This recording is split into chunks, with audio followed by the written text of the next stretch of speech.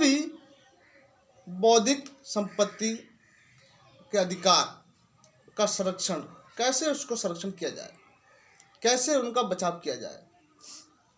तो ये सारे पॉइंट इसमें हमारे आते हैं, जैसे कि Madrid protocol, Budapest, Brian convention. तो ये 3 हमारे पॉइंट्स हैं। इसके अंतर्गत बहुत सारी जानकारियां हमारे जितने भी बिजनेस करने वाले व्यक्ति हैं, जितनी भी कंपनियां हैं, जितने भी प्रोडक्ट लॉन्च करने वाले न्यू इंडस्ट्री है या संस्थाएं। तो ट्रैक्टिस्ट का मतलब होता है अंतरराष्ट्रीय क्षेत्र। ये संधियों का वह स्थान है, मतलब कि संधियों का वह स्थान है जो देशीय क्षेत्र विधि नियमों का ट्रेडमार्क है। मतलब कि क्या है ट्रैक्टिस्ट?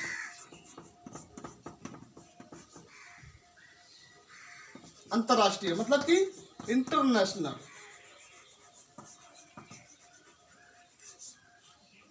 कंट्री, ठीक है। या कंट्री और एरिया, क्षेत्र।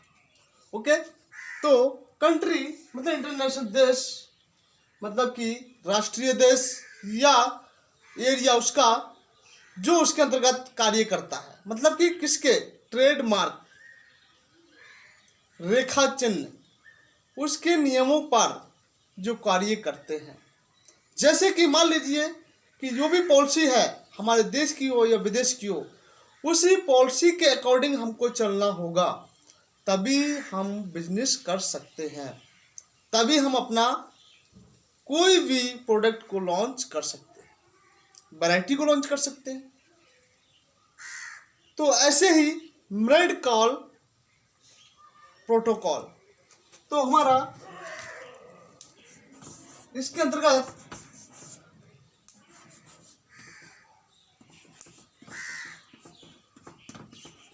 प्रोटोकॉल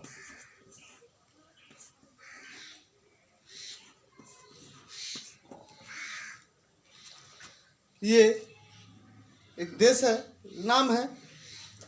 यह प्रोटोकॉल से रिलेटेड मैरिड एग्रीमेंट है। मतलब कि इस प्रोटोकॉल के अंतर्गत क्या है, एक एग्रीमेंट किया जाता है। एग्रीमेंट तो समझते हैं आप कि किसी चीज को करने के लिए किसी से बाध्यता लेना।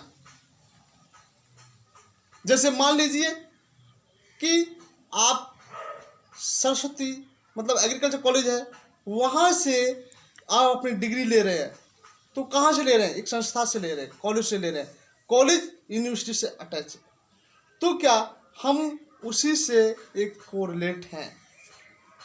तो हम क्या एग्रीमेंट, मतलब कि हम 4 साल का हमारा कोर्स है, तो हम 4 साल में उसको कंप्लीट करना होता है, उसके बाद आगे बढ़ सकती है डिग्री, तो वो उसमें बढ़ जाते हैं। तो इस प्रकार से ये एग्रीमेंट होता है, वो किससे? विदेश से, इंटरनेशनल। इसमें हमें रजिस्ट्रेशन कराना होता है। हर व्यक्ति, जो भी धारक, जो भी कार्य करने वाला व्यक्ति होता है, उसमें अपना रजिस्ट्रेशन कराता है और फिर उसके बाद अपना व्यवसाय को चालू करता है, जिसमें ये इंटरनेशनल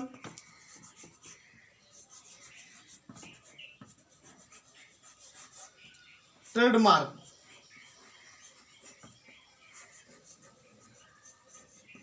मार्क समझते हो, चिन्ह या रेखा, तो ये आपको एक लोगो देता है।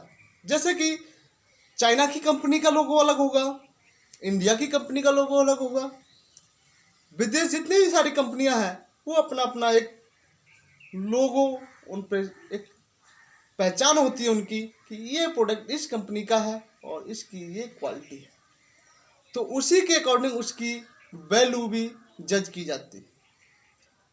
तो ये मेरिट प्रोटोकॉल लोगों को भी सरल बनाता है और ये हमारे लिए बहुत ही आवश्यक हो जाता है कि हम किस प्रकार से कार्य करें। मान लीजिए आप कहते हैं कि सर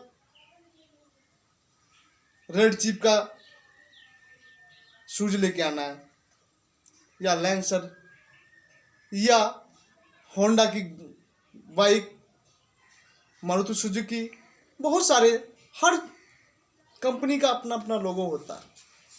जैसे कि हमारी संस्था का भी लोगो है। हमारी पहचान या उस संस्था की पहचान या उस कंपनी की पहचान या उस देश की पहचान किससे? उसके लोगों से होती है। जैसे कि हमारे इंडिया का लोगो तिरंगा, ये हमारे देश की पहचान क्या है? तिरंगा है। तो ऐसे ही हर देश की पहचान अपने अपने प्रतीक चिन्हों से होती है, उसी के अकॉर्डिंग उनको जाना जाता है कि भाई यह देश है, यह देश है। तो इस प्रकार से हम ये मेरिट प्रोटोकॉल, मतलब कि इसमें हमें चिन्हित कर दिया जाता है कि हमें इसी के अंतर्गत रहना है, इससे बाहर नहीं जाना। इसमें हमारा एक रजिस्ट्रेशन हो जाता है, ठीक है। तो इस प्रकार से इंटरनेशनल ब्यूरो मेरिट सिस्टम का प्रशासन करता है तथा सभी सदस्यों की सुरक्षा, उनके नवीनीकरण तथा उनके प्रशासनिक प्रलेखों को सहयोग मेरिट सिस्टम के माध्यम से मालिकों के लिए कई फायदे किए जाते हैं।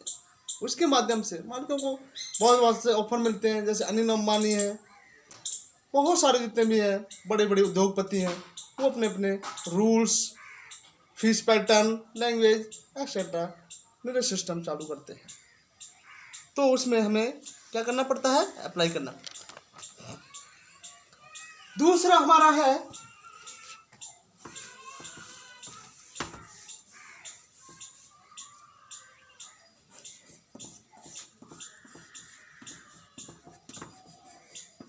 Brain convection. क्या नियम, कौन कौन से नियम, किस प्रकार से नियम जो दिए जाते हैं। इसमें हमें साहित्यिक और कलात्मक, साहित्यिक एंड कलात्मक कार्यों के संरक्षण के लिए वर्ने कन्वेक्शन लाया गया। वर्ने कन्वेक्शन कॉपीराइट्स को नियंत्रित करने वाला इंटरनेशनल समझौता हुआ कि जो पहली बार वर्ने 1886 में स्वीकार किया गया। कब किया गया? ये 1886, याद रखना आप, इसको स्वीकार मान्यता दी गई थी। तो ये प्रोग्राम किया गया जिसमें ये सारी चीजें बता गई। उसके बाद हमारा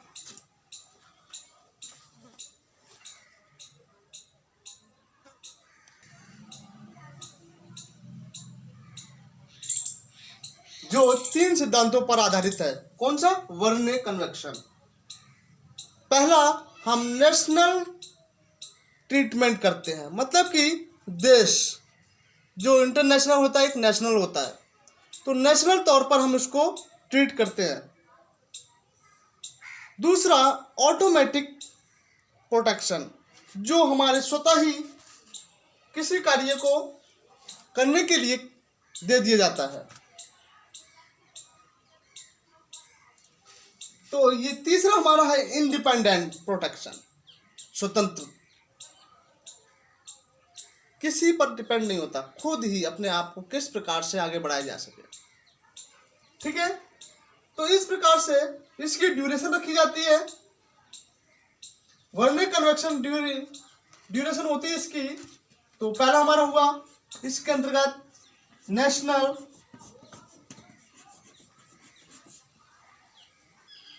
ट्रीटमेंट, दूसरा ऑटोमेटिक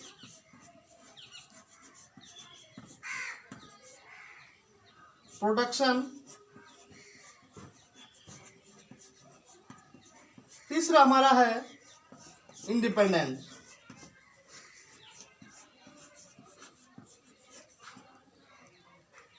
इंडिपेंडेंट प्रोडक्शन। ओके। इसका समय चक्र मतलब कि ड्यूरेशन,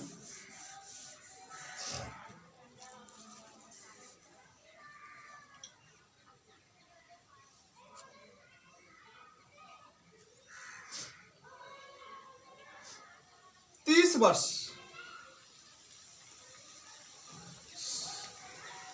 30 वर्ष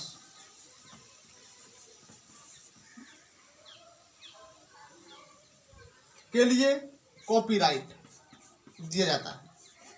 इसके अंतर्गत कॉपीराइट दिया जाता है। फोटोग्राफी 25 वर्ष के लिए फोटोग्राफी,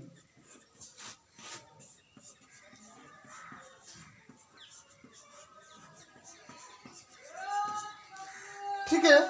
तो इस प्रकार से ये हमारे ड्यूरेशन होगी।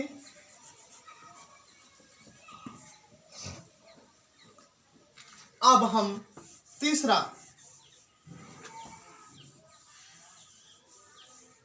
पीरियड्स कौन सा तीसरा हमारा बुद्धा।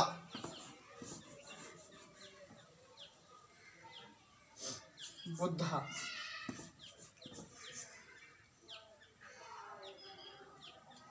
पास्ट तो ट्रीटी कहते हैं। ये 18 अप्रैल मतलब कि 18 अप्रैल 1977 में ये पेटेंट लेके आया, हस्तांतरित किया, हस्ताक्षरित हुआ और इस पर कार्य हुआ। उसके बाद 9 अगस्त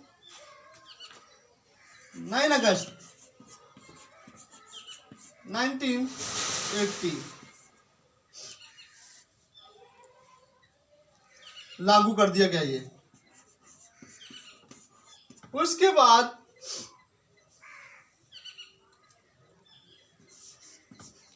सितंबर 26 सितंबर 1980 में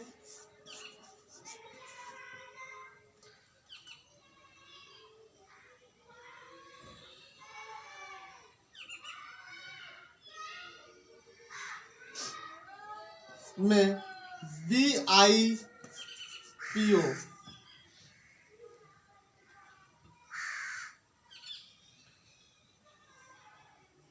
2019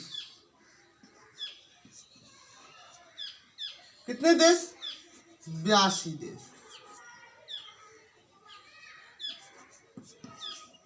रखे। तो इस प्रकार से इसमें वर्क किया गया, जो इस संदेश को प्रस्तावित किया गया था इसमें लागू हो गया। उसके बाद ये 26 सितंबर 1980 में BIPO के तहत ये कार्य किया इसने और उसके बाद 2019 BIPO के तहत 82 देशों को इसमें सम्मिलित किया गया, जो अपने इसमें कार्यरत है और विभिन्न समझौतों के विभिन्न नियमों के दायरे में कार्य कर रहे हैं। ठीक है। तो आज हम आपको ये हमारा टॉपिक नंबर 2 कंप्लीट हुआ, लेक्चर नंबर 3। ठीक है। तो IPR आप को नोटबुक में लिख लेना है। ठीक है, thank you class, okay, welcome.